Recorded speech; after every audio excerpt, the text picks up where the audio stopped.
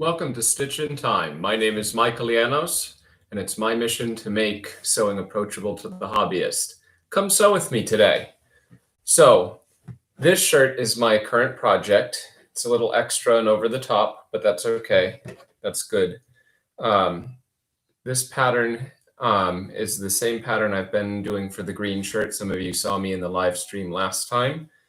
And this is a more slippery fabric and a little more difficult to work with. I don't know if you can see on the camera, but instead of marking the outsides, I actually hand stitched or hand basted all the way around the pattern pieces in order to cut out the pattern. This shirt's getting warm, so I'm gonna take it off and set it aside until we need it. So starting with the collar, I'm going to leave these hand bastings in for the moment because that's going to almost hold it together and pin it. And then I'm going to take the interfacing, and this is not a fusible interfacing, which involves an iron. This is just regular interfacing that's that you sew in. And I'm going to take some pins and go around the edge just to hold the interfacing onto this quite slippery fabric. So make sure it doesn't move around so you get a crooked collar in the end. Been there, done that. And because this is such an odd fabric, I'm also making sure to pin outside of the seam allowance. On this pattern, it's 5/8 of an inch for a seam allowance. And so I'm pinning outside that 5/8 of an inch so that if there's any damage to the fabric from the pins, it's in a part of the shirt that nobody's going to see in the seam. So I pinned the outsides now to go all the way down the middle.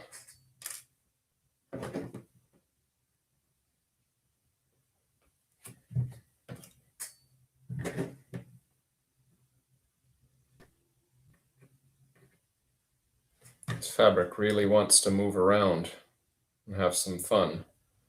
That's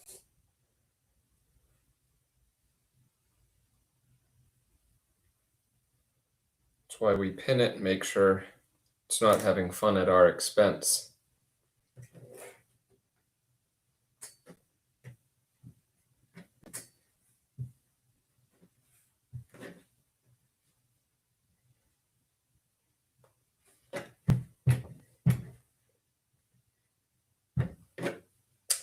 Now, I haven't tried out the sewing machine yet in this position, so I take my extra fabric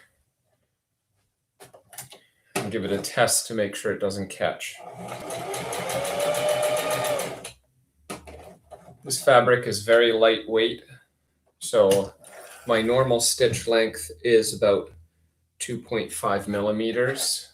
The numbers on the knob are often millimeters. And so I set this at 1.5, which is what I happen to like for this pattern. So for a collar, you want to go 5/8 of an inch. You want to stitch forward, come back,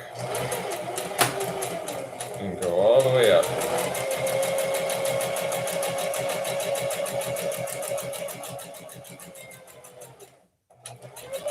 Some people mark a little line here. I sort of eyeball it, and when I get close enough, I do the sort of back and forth switcheroo. That seems like it needs a couple more stitches, maybe 1 or 2. I'll start with 1. Needs 2. 2. Then go 5/8 from this side all the way down. Now my pins are sitting not just outside of the seam allowance, but they are also sitting outside of where the presser foot goes along. Sometimes the presser foot will catch and yank at the pin or move the cloth around a little bit. But as long as it's sturdy and the presser foot's not catching the pins, you can just leave them in while you sew.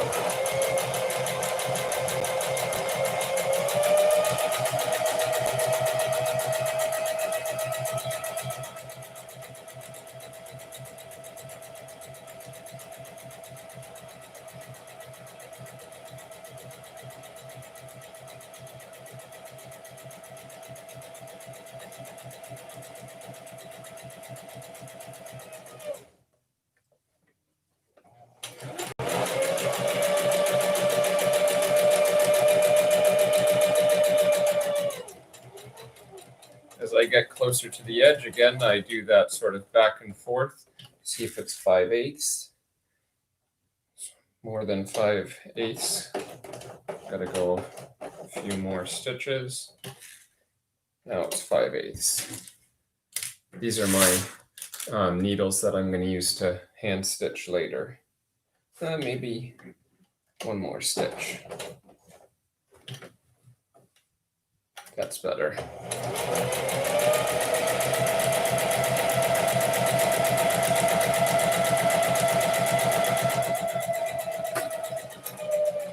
Tack the end.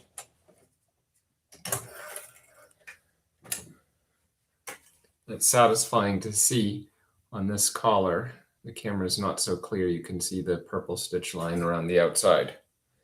Now for this particular project, I made sure to use purple thread for some of the structural inside seams, which are sometimes slightly visible on the outside. So I wanted to use a thread that blends in. And then for top stitch, I used a nice gold.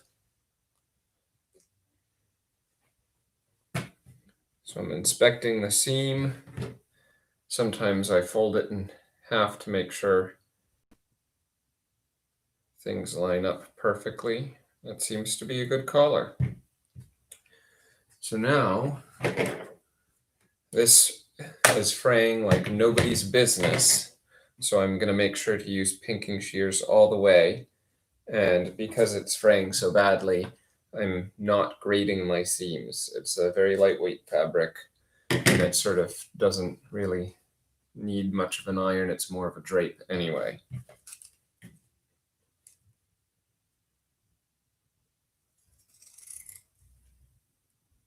So I clip this with the pinking shears.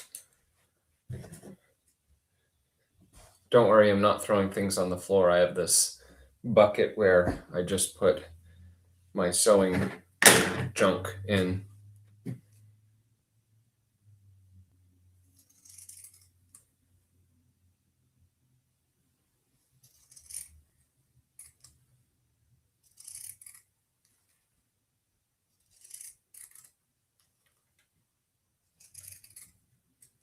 Now this is a sew-on interfacing, so I can't cut the cloth really close.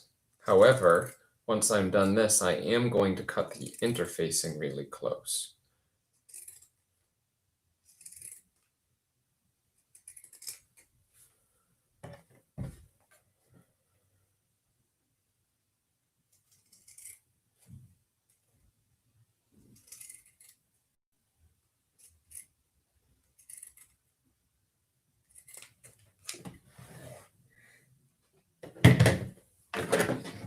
So now that I've done the pinking shears all the way around the edge, I cut the corner as close as I can get to the stitch line without going through the stitch line.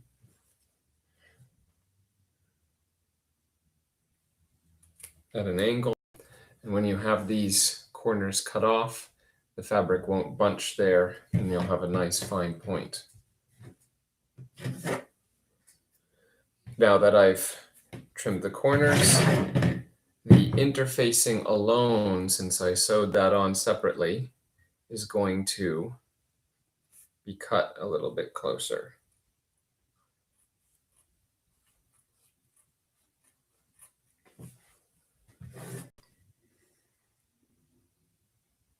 Sometimes people will take fusible interfacing and only fuse it on the part that's not stitched. So they would take this stitch line in and have the fusible interfacing only there.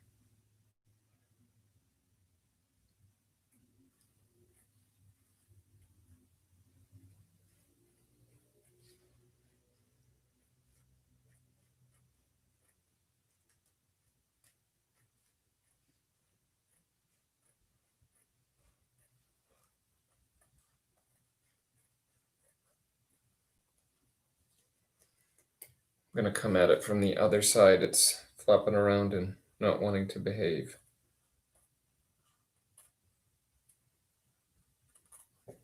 Sometimes you just need to take it from the other side.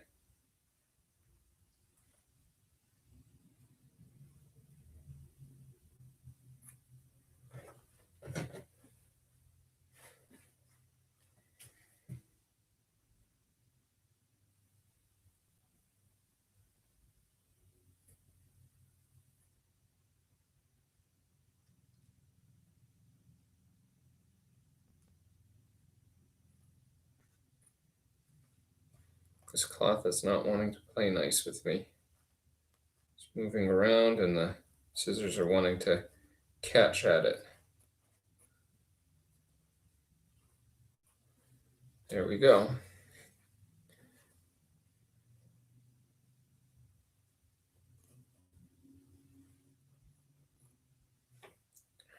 Now that everything's trimmed up, remember I mentioned that there's still the hand basting. When we trimmed this outside, it took off all of that hand basting because I was right on the edge. But there is still some hand basting left in this bottom part, which I just clip and pull out. Easy as that. And now that I pulled out the hand basting, it's wanting to fray.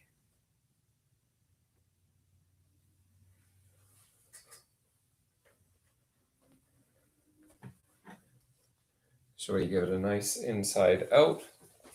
Where's my white pencil? Just make sure to have one of these guys around. Point out to poke out the point. And I'm sort of on the interfacing side trying to poke out the point because I don't want to put any holes in the cloth or any stress that will make it fray out at the end. Same thing with this side. Inside it out. Get a nice point on the end. And there we are.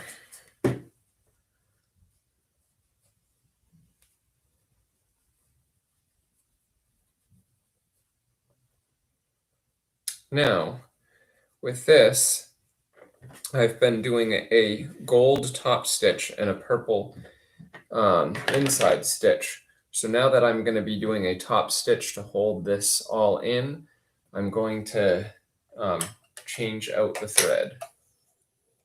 I'm making note that the purple bobbin is getting slightly low, not extremely low. Don't need to do anything major about it yet, but I can't sew too long without replacing it. Whoops, this is all knotted up at the bottom. Gonna have to cut it.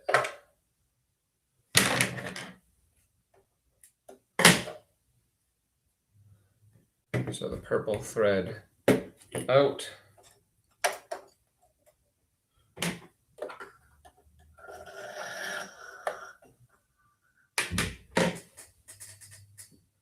And then the gold thread in. Now the reason is this gold thread is so incredibly fine, I think you can barely see it. And I double checked to make sure it worked in my machine, and it does. So it adds this fine little gold seam, which is nice touch to this shirt.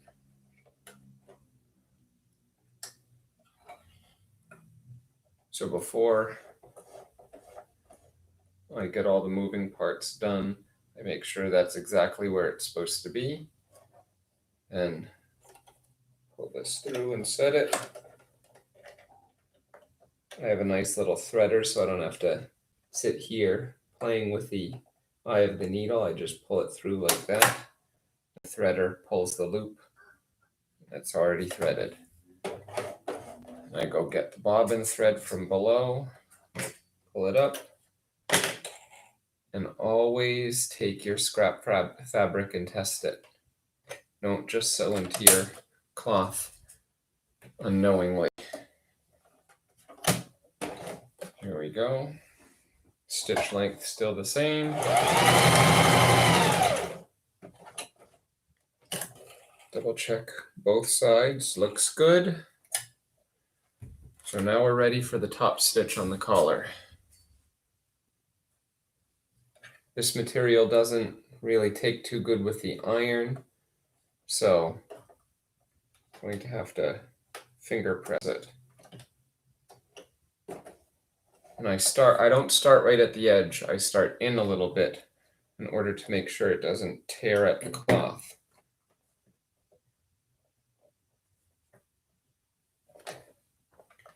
And I finger press. back stitch.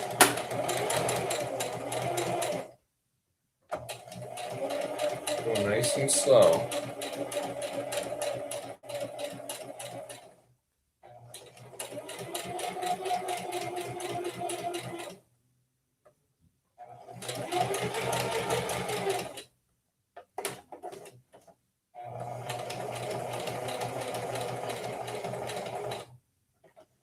So now that I'm at the edge, this point is in such a way, it's not an absolute point, and I'm pretty far over to the edge. So I actually do a stitch across the point, which helps out with that corner, especially in a slippery fabric. Then come back the normal way. And again, finger pressing, making sure all layers of the fabric are exactly as you want them.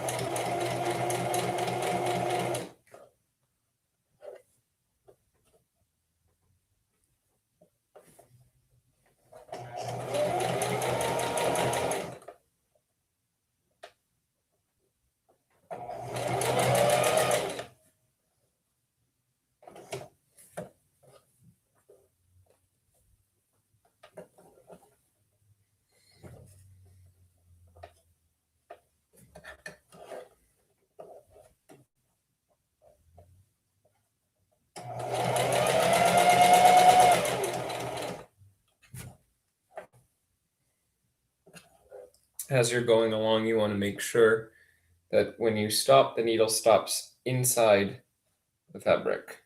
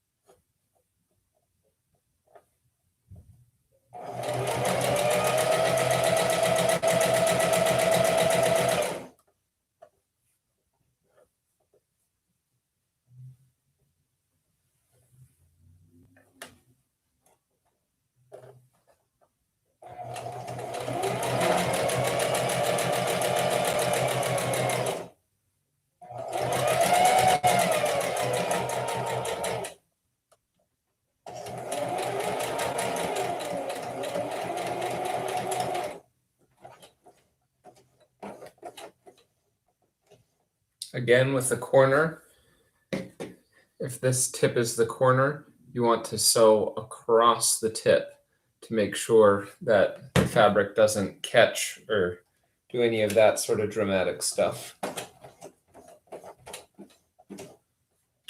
And then you go back to normal.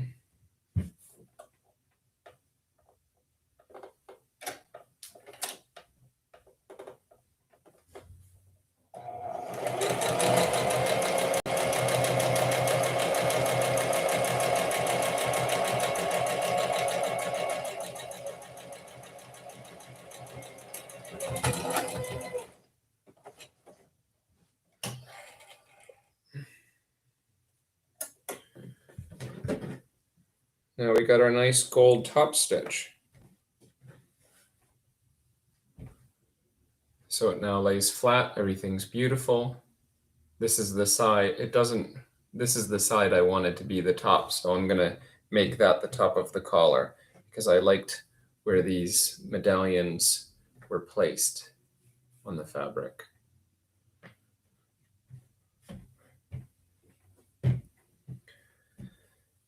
So now that we're going back to an inside structural seam and not a top stitch, I then change out the gold again.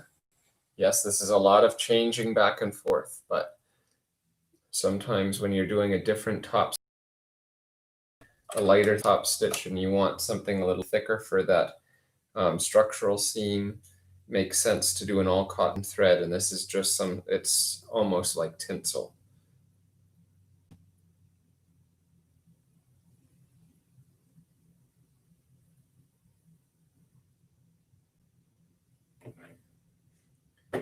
So the purple comes back to play. Making note that my bobbin is low, make sure to check every seam I do, because I don't want to run out. That's not a fun thing to happen. Then I make sure it goes down and up, and it just arrives up. Here we go. Set the thread.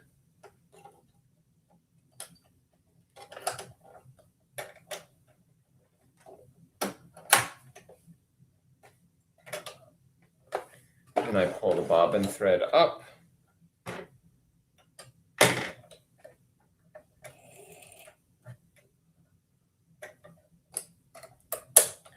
Here we go. So the nice thing about hand basting the outsides of your pattern, you probably can't see the brown around the edge. You can see it a little bit there, it's the dashes. And this helps the fabric from fraying. It's fraying just a little bit right now, but once I take these hand bastings out, it really goes wild. Like the bottom of this, see how all the hair is there? That was hand basted until just taking that out to do the top stitch.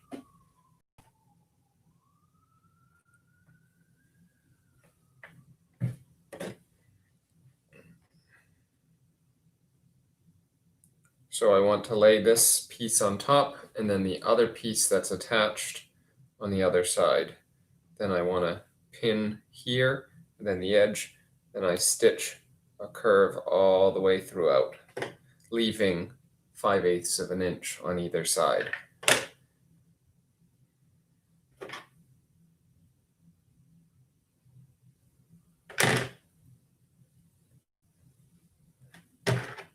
So some of these hand bastings, it just takes a couple of clips on either end to make sure nothing's in the way, and the thread comes right out.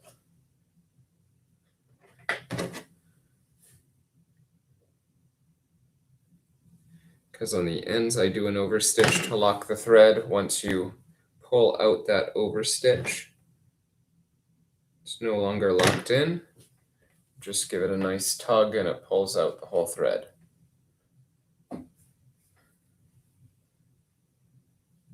So now we got two separate pieces.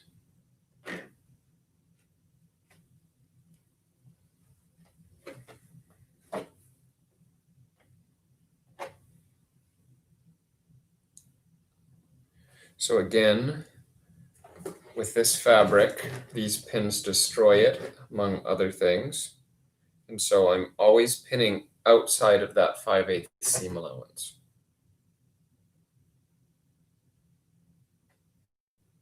And instead of pinning into the fabric, I go up and down in the direction where, when I'm stitching, the head of the pin is facing me and the point is pointing away, so that when it goes under the presser foot, I just pull the pin out.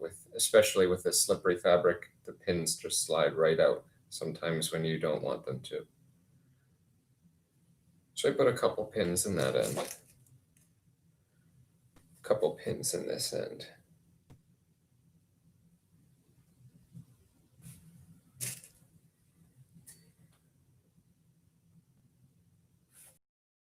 seam gauge, because this is how you make sure your collar is symmetrical,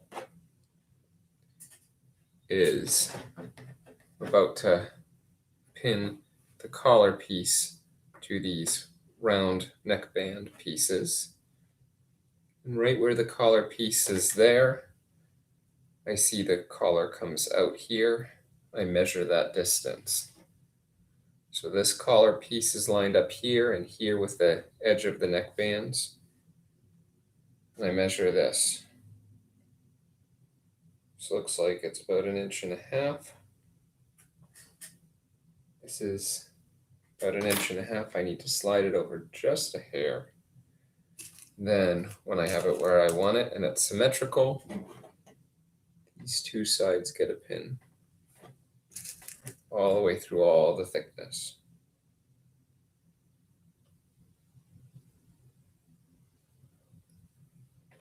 And then I pin here to close some of that gap.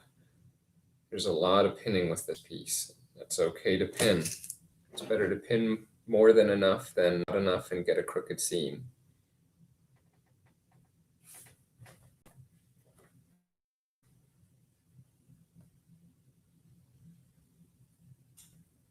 Line up top and bottom pieces.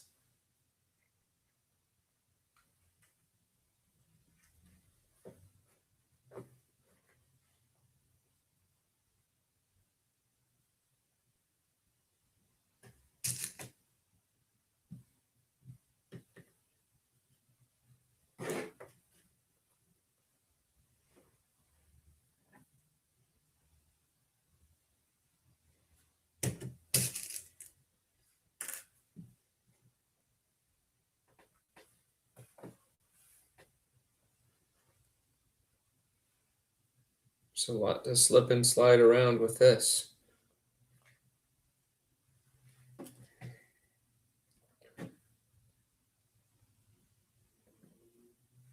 And this is a part that doesn't really sit flat or normally once you're done with it. So if you did it right, it sort of moves around, has a little curve to it, and that way the neckband sits nicely around your neck.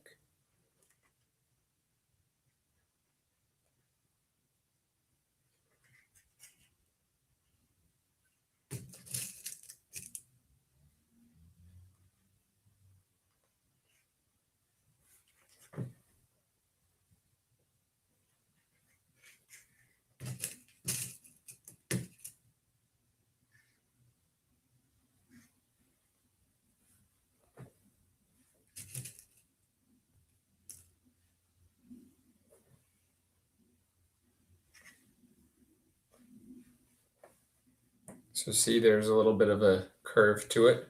The interfacing is a little puffy.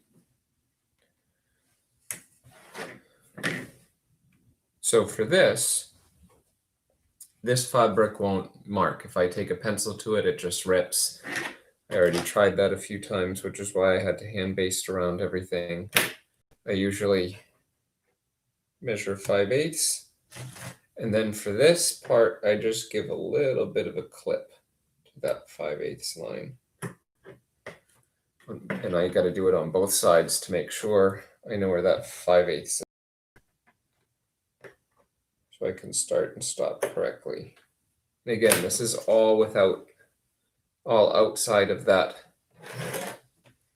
5/8 seam allowance. You don't cut all the way into the fabric. You just cut maybe 1/8 of an inch in.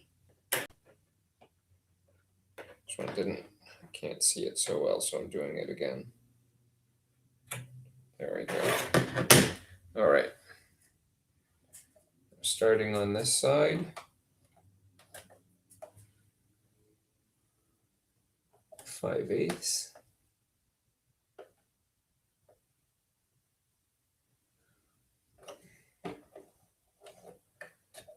And these come back. And this is the tricky part. Take your time going through this.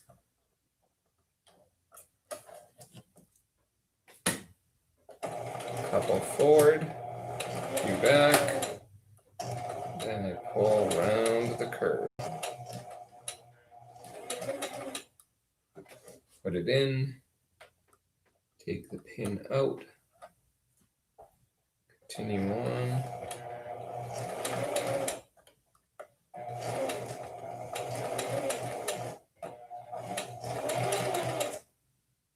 Take the pin out. Continue on.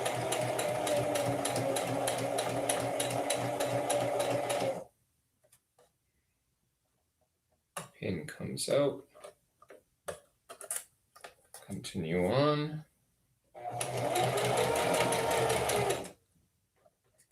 Pin comes out. Continue on.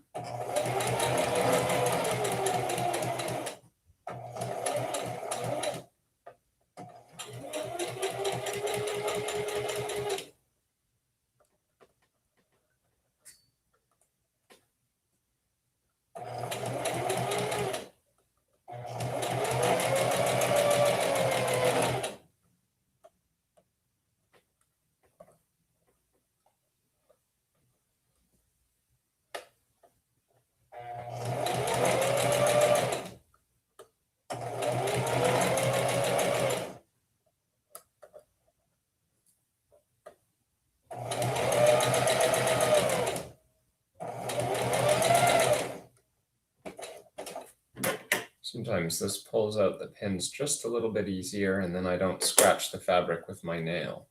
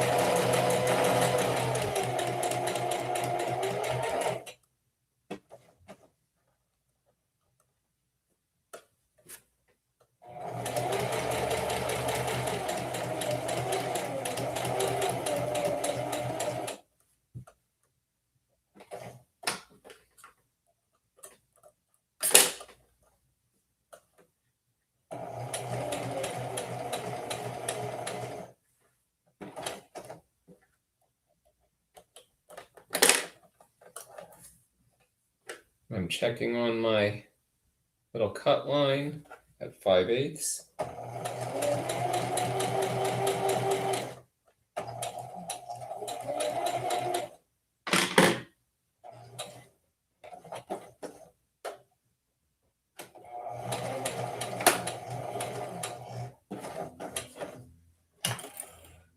All right.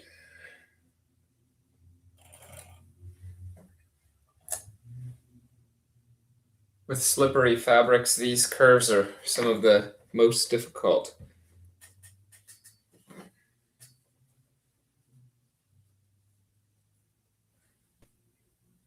I usually inside it out to see if it's something I can work with.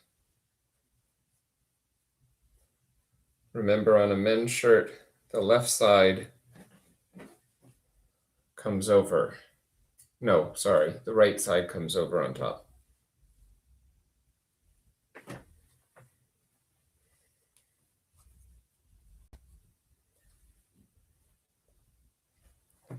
This one I can do another seam. It went a little too close to the edge and it made more of an angle.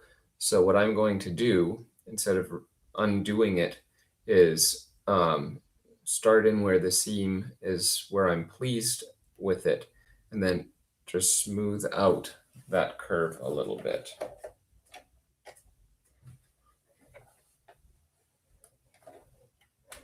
The other side is quite nice. So you needles in, thread back, couple forward, couple back, make that a little bit rounder.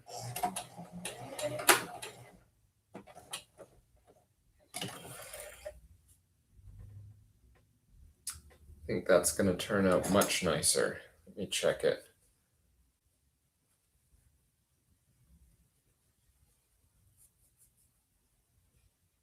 That works perfectly.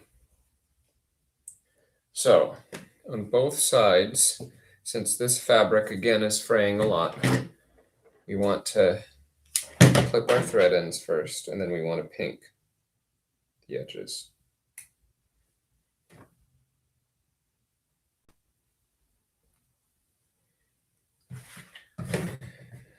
This end has a lot of thread ends, that extra bit.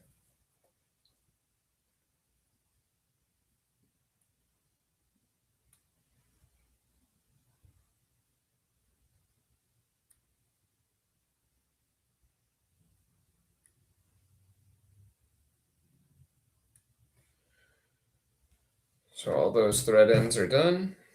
The bucket. Then I pink all the way around. You don't want to get too close to the seams.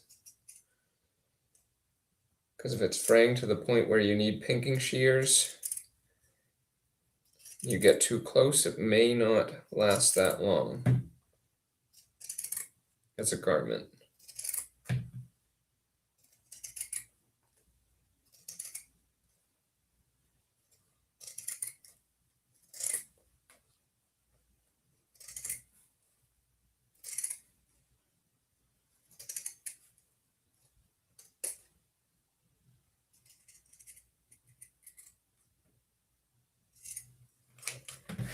So I've got the edge pinked.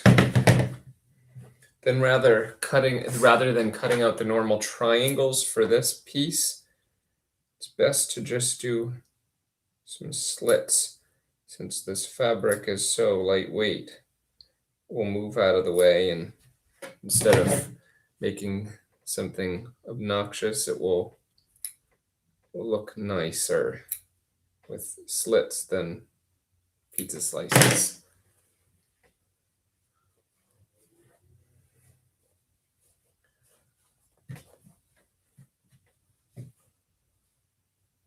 So then we pull it to the other side. Remind yourself which one goes on top and which one goes on the bottom for this collar look. I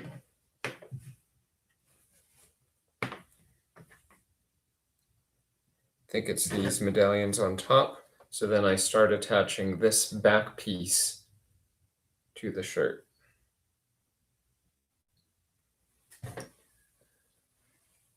So we do right sides together all around that neck piece.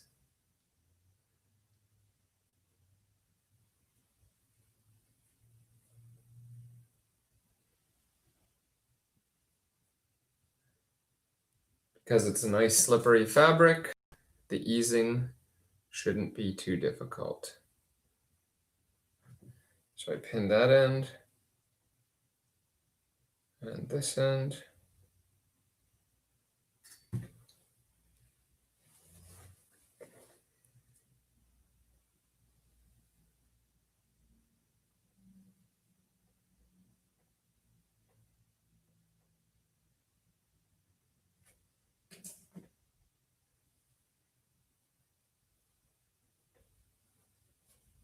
Then ease it in.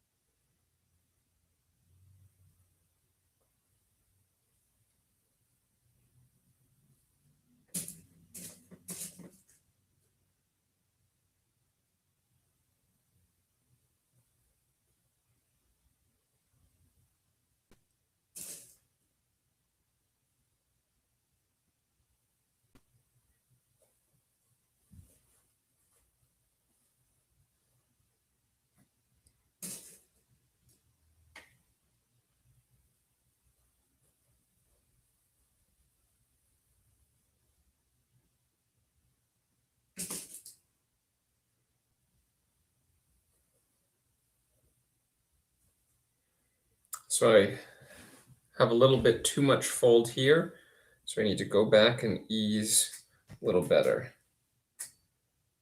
So as I'm going along, I need to scrunch this neckband a little bit better and slightly stretch the neckline.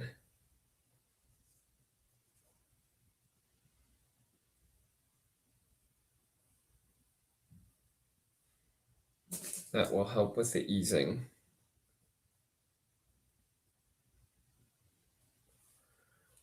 So let me go back on this side too, do the same thing. Squish and stretch.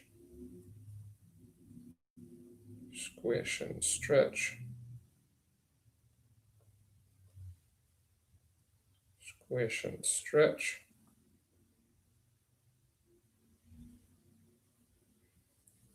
It's already looking like it's going to line up a little better this time. Again, squish and stretch. I'm putting my thumb in so that the top fabric, all of the fibers come together a little bit, and then stretching with my thumb on the other, with my fingers on the other side, so that those fabrics go like this. So you have the scrunched plus the regular, and then that's how the easing works in sewing.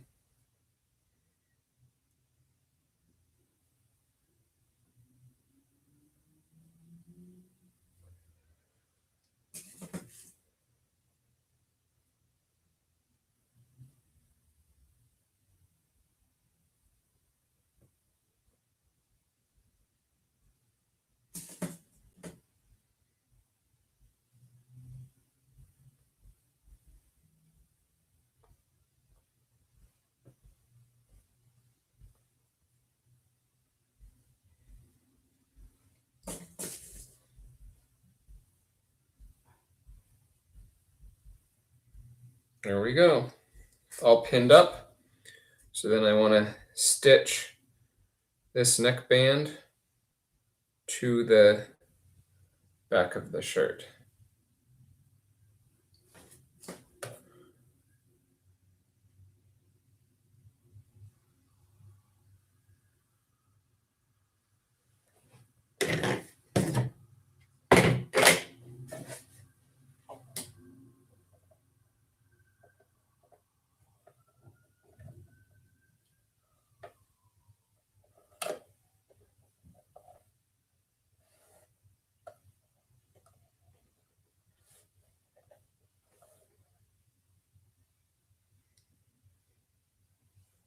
This is not wanting to cooperate. Take your time until it does what you want.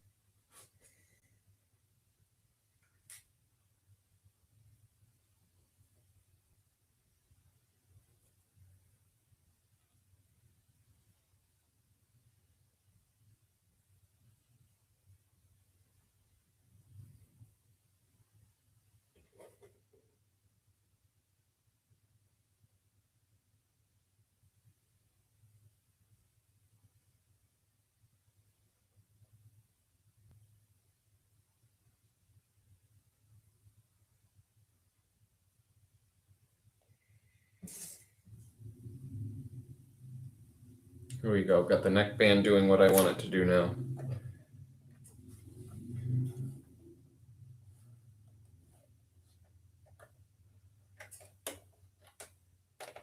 Five-eighths is marked. Pin it, the needle is in the cloth. Make sure everything is lying flat. Couple stitches forward, couple stitches backwards. Pin comes out. And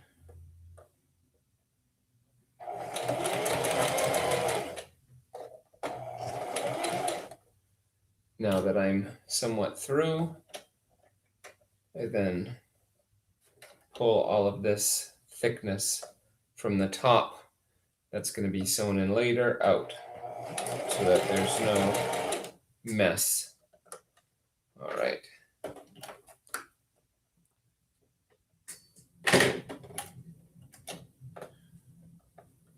Sometimes it gets hairy because I have all this fuzz here blocking the 5/8 line.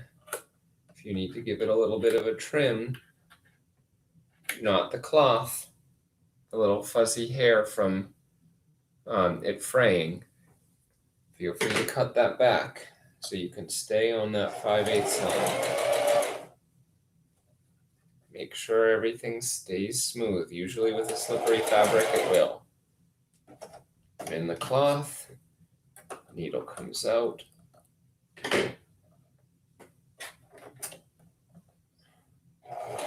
Sorry, pins come out. I keep saying pins and needle when I mean needles and needles when I mean pins.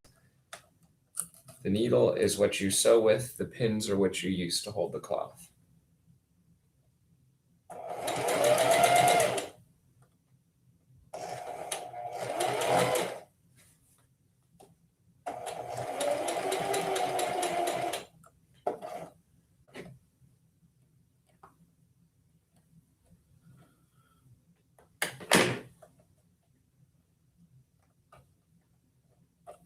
See, with slippery cloth, sometimes pins play around and move around on you. You want to make sure everything's steady and sturdy and straight. Take the time to do that.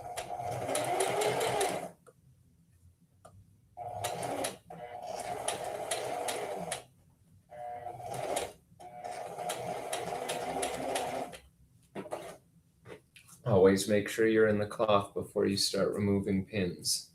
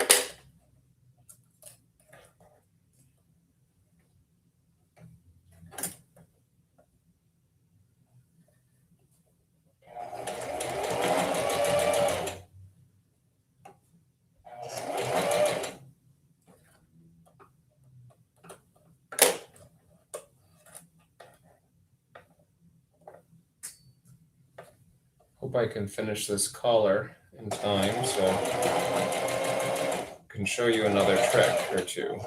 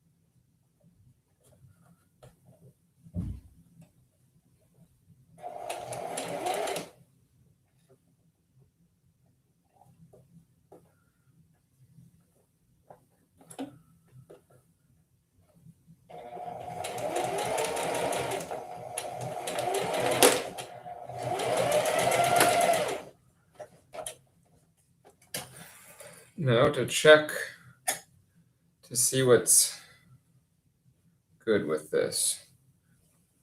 Nice thing is with some of these slippy cloths, especially as slippy as this one is, don't really get bunching. So now is an opportunity for me to pink this edge. So I'm going to. Any opportunity you have to pink, do it. Especially when it's fraying this badly. It's almost like the cloth is disintegrating under my hands. It's very hard to work with. So, bending everything back. Just making sure to pink.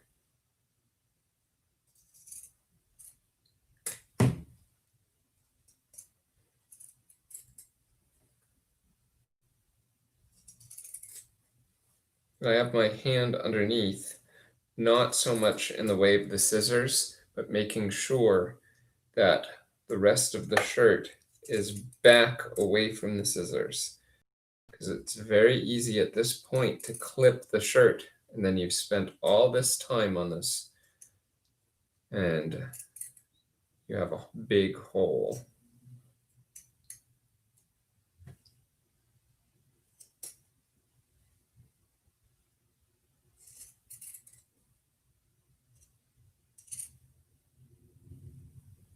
And I'm looking here, making sure all of that stuff is back.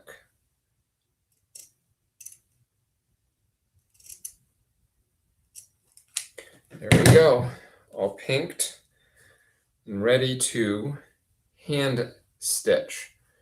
So at this point, we fold this under and hand stitch this little edge to this inside. Now, this project, I've had lots of drama with it, and so I want to show you what's happening because it's always good to know how to do some fix-its. So, may not be able to see on the camera, but this little placket is very crooked. I was avoiding pins because this cloth doesn't do well with pins. And so instead of using pins, I was taking my scissors and poking the cloth under, and it just didn't work and wasn't really successful. That's what this lace is for. So what I'm going to use is I'm going to lace around the inside of the cuff so that the lace just pokes out just past the cuff. Then I'm going to lace all the way up this edge, and the lace will cover my mistake on the cuffs. And so at this point here, I'm going to add it also into the collar so that has a nice little edge, and the ruffles will continue till maybe about chest height. So that's that. I'll get to that when I get to that. We have about 4 minutes. I want to teach you this really neat trick. This here is bias tape. So if you look carefully, and you can't see this on the camera, but the grain is going this way at a diagonal. And what that does is it allows you to stretch. See how it stretches the tape? And that's really good for things, especially when you're doing the lower hem of your shirt. So this lower hem, which has a nice curve to it, it's that little wavy part at the bottom that you tuck in. It's nice to actually wrap this around here and sew that to the edge. And how I do is I start from the outside first. I match up the edges. I go about 1/4 of an inch inside. Then I wrap it around, and then wrap it in again, and then top stitch. So that the, maybe I can demonstrate with the shirt. For that fold, you fold the outsides of the ribbon in, then you fold it in half. And the bottom of that shirt sits right in that middle of that ridge. How to do the end is you have to get it started on that seam first on the outside. And then when you go to wrap it, you fold it out, then back on top of itself, then out, then on top again. So you make it like an accordion. So it folds, you fold it once, then you fold it on top of itself, and then you fold it again.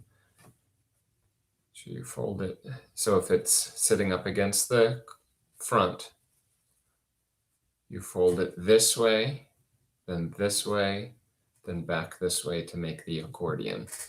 And then for any of that cloth sticking past the edge, you sew that right over. And then when you inside it out, it should encase this whole end and be a nice little finished edge. So I think we're going to go over for time, but that's okay. I want to show you this neat little trick. So this is bias tape. I'm going to put this on the floor so it can roll freely. Have it sticking out just a little bit. And then this purple stitch that fastens this bias tape on is actually a structural stitch and only is on the inside, so I keep it purple. And then the other stitch that we do on the outside is going to be in gold.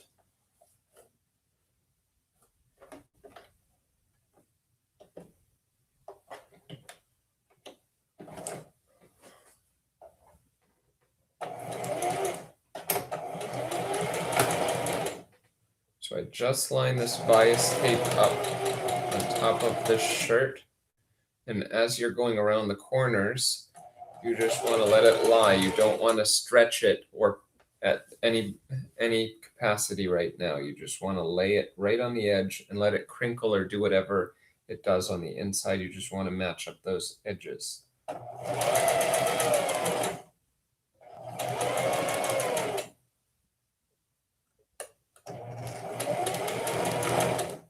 Now, when you're doing 100% cotton or linen or something like that on this part of the shirt, you don't need to do this bias tape. If you just press it in 5/8 of an inch and then tuck that edge underneath, it will be just enough. But I've tried to fight with these slippery cloths, and I found that I really like this nice touch of the bias tape. If you don't like the look of that contrasting bias tape, I can cover it with lace, which I might actually end up doing since there's a lace theme going around. If I have enough lace, it's going to go on this bottom edge too. Again, you don't want to stretch anything.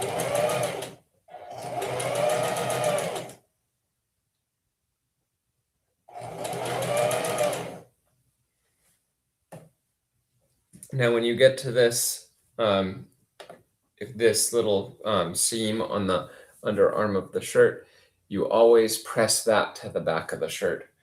It's something that just happens to be convention. I don't know why or how or where. I tend to find it more comfortable, so maybe that's why, who knows. But if you find it more comfortable to press it forward, press it any way you like.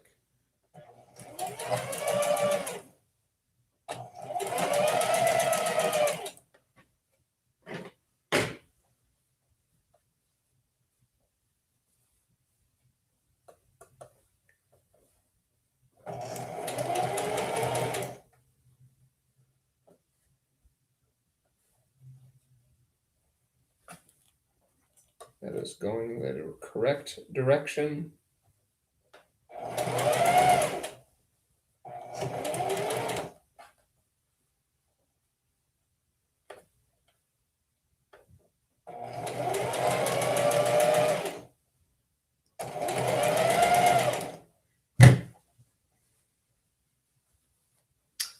Remember I said about the bobbin? Guess what happened? Bobbin. I'm way over on time, and I don't think it's going to happen that the bobbin gets changed on camera.